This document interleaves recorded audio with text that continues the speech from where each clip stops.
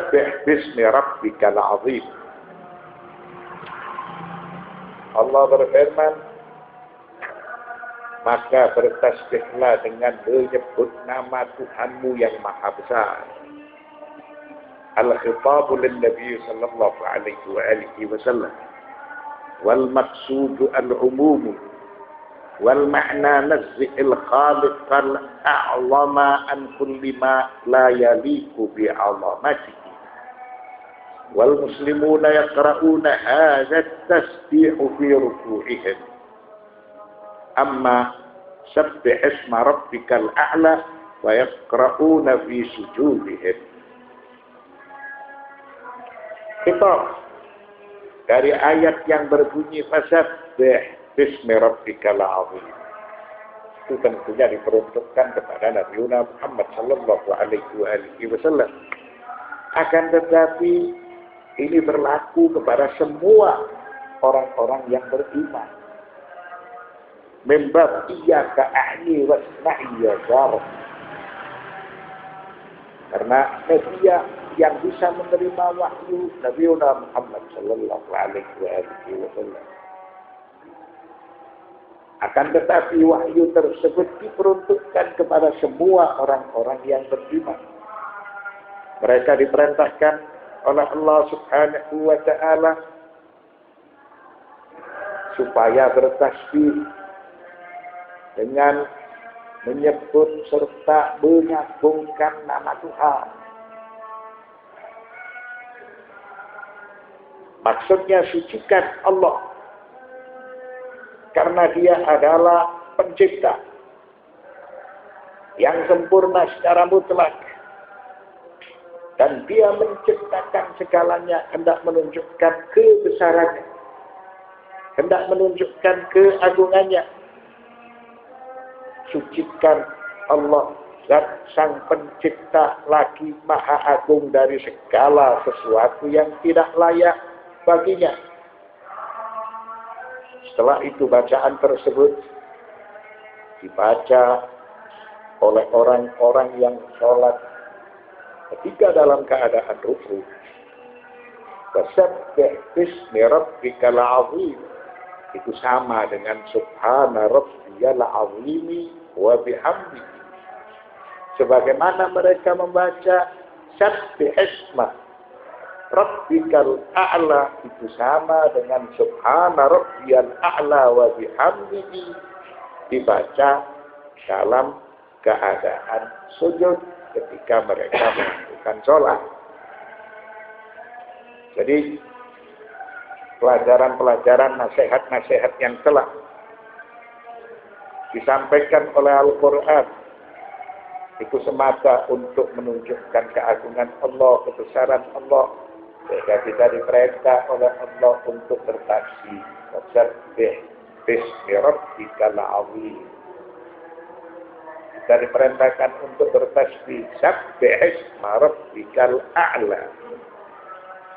Nah, Allah memberikan pelajaran kepada kita supaya kita berpikir.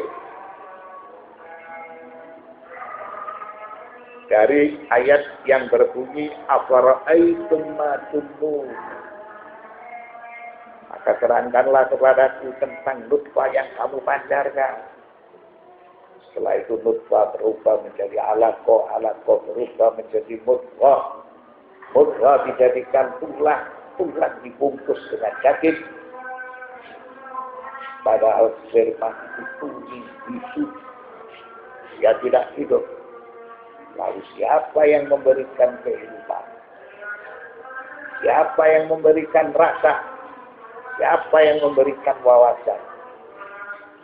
Ini hanya semata untuk menunjukkan keagungan dia. Antum takhluqunahu am nahnul khaliqun.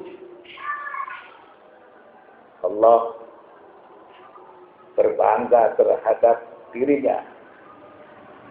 Itu semua semata sebagai aturan-aturan yang diberlakukan oleh Allah di alam ciptaan ini. Kamukah yang menciptakannya atau kamikah yang menciptakannya? Kita diperintahkan untuk bertasbih kepada Allah. Itu semua menunjukkan keagungan Allah. Nahnu qaddarna bainakumul mauta wa ma nahnu bimasbuqin. Kami telah menentukan kematian di antara kamu. Dan kami sekali-kali tidak dapat dikalahkan. Kehendak kami di atas kehendak segalanya. Kehendak kami yang berlaku.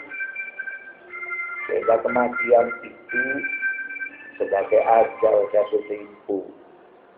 Bukan karena sakit, bukan karena usia, bukan karena taka, bukan karena perang. Ala an nubaddila amsalakum wa nunsyi'akum bima la ta'lamun. Untuk menggantikan kamu dengan orang-orang yang seperti kamu dalam dunia dan menciptakan kamu kelak di akhirat dalam keadaan yang tidak kamu ketahui.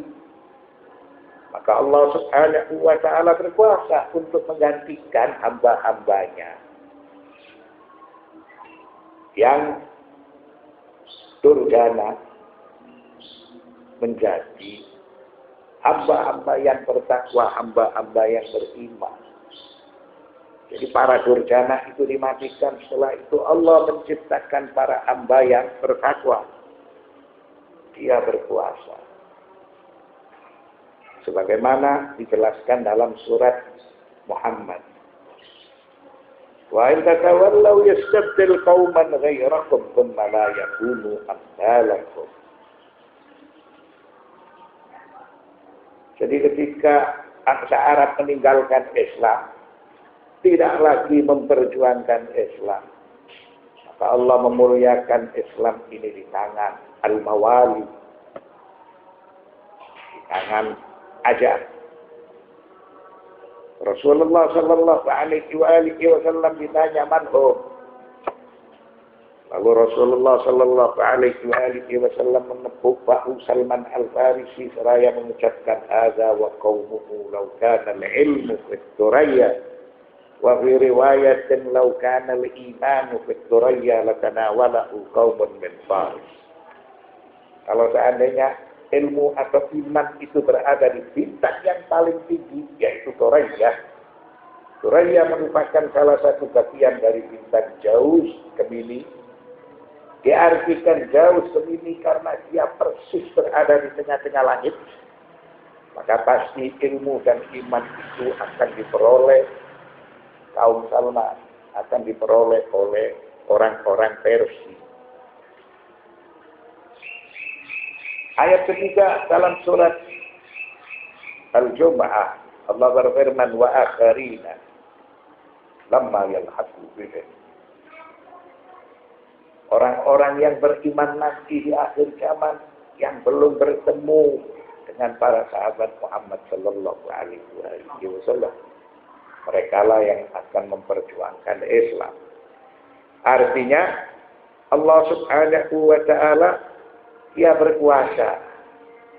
Sebagaimana kekuasaan itu disebutkan dalam surat Al-Waqi'ah ayat 61. Ala an nubaddila amsalakum wa nunsyi'akum fima la ta'lamun. Ya Allah, Allah menggantikan kamu dengan orang-orang yang seperti kamu dalam dunia dan menciptakan kamu kelak di akhirat dalam keadaan yang tidak kamu ketahui. Setelah manusia itu diwafatkan, manusia tidak mengetahui kehidupan setelah kematian. Belum bisa dibayangkan karena kehidupan itu belum dilewati. Ada kehidupan barzakh,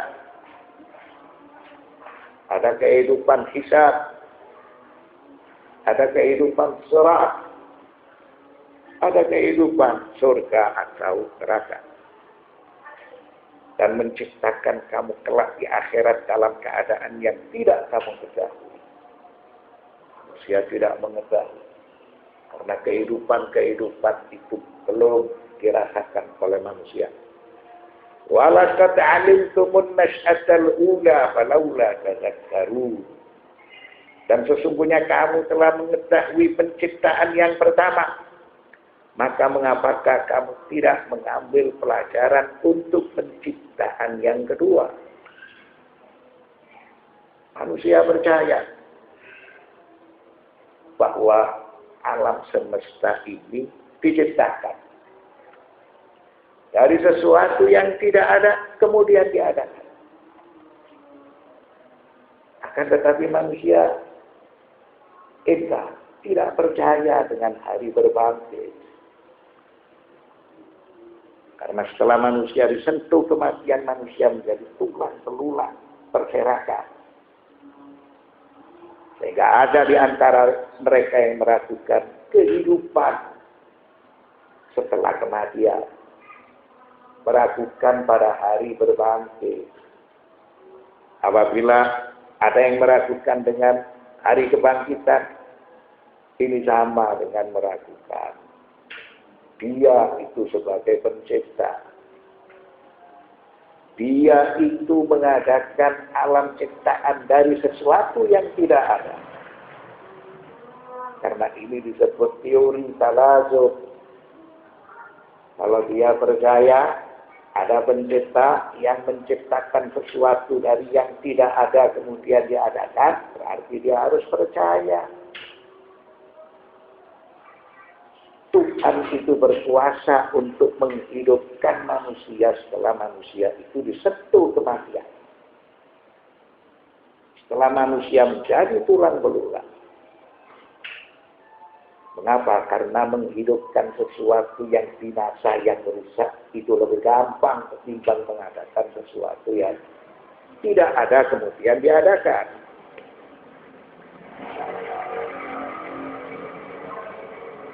Maka mengapakah kamu tidak mengambil pelajaran untuk penciptaan yang kedua?